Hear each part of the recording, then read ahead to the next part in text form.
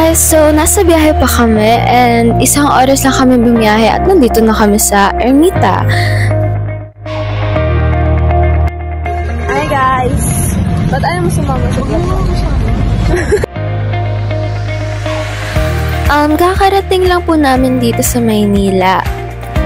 Dito sa Luneta Park. Nakakabigla, wala masyadong tao. Lalo na holiday, di ba?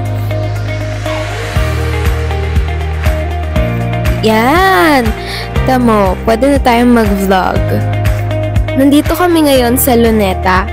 Kasama ko si Gabriel.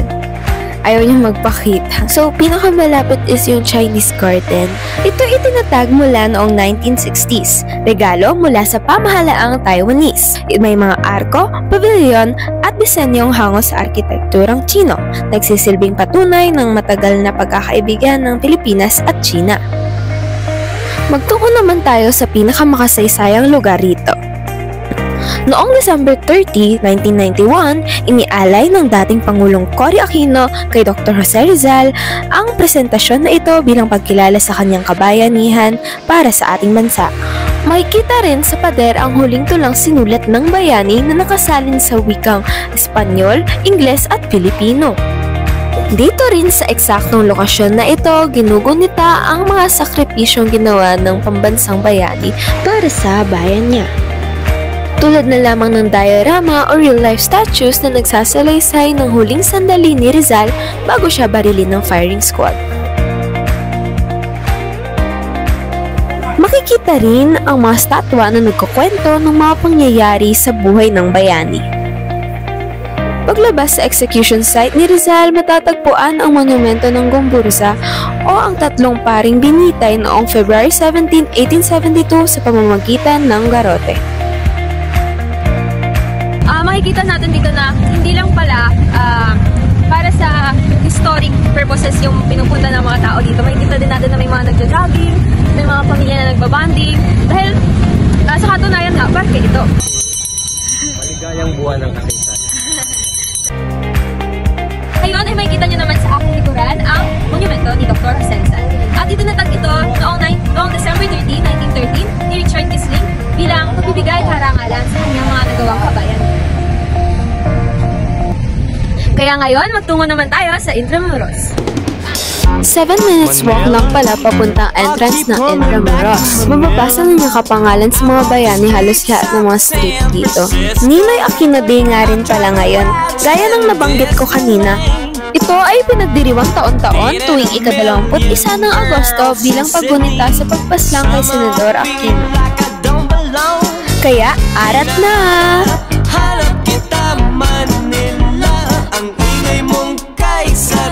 Narito na tayo sa loob ng Walled City! Uy, anniversary rin pala ng Commission on Elections. Mula Fort Santiago papuntang Bagong Bayan, dito dinaan si Dr. Jose Rizal. Una kaming nakarating sa Ayuntamiento de Manila. Sumunod naman naming tinungo ang Manila Cathedral. Ang Manila Cathedral ay ang kauna-unang katedral na ipinatayo noong 1581.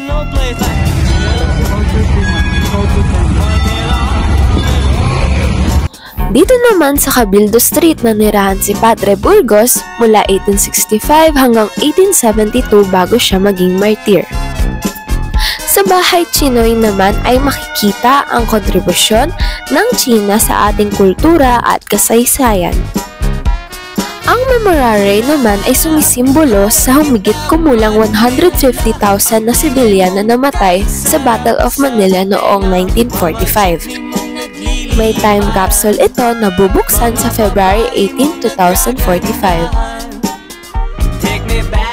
Ang Santa Isabel College ay nakita rin namin.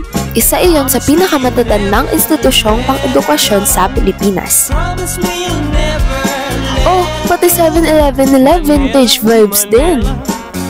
At syempre, hindi mawawala ang San Agustin Church, ang pinakaunang simbahan na naitatag sa Pilipinas ng mga Augustinian friars noong 1607. Pumasok din kami sa Casa Manila kung saan hango ang disenyo ng mga bahay sa Kastila upang ipakita ang pamumuhay ng mga ilustrado noong panahon ng Espanyol.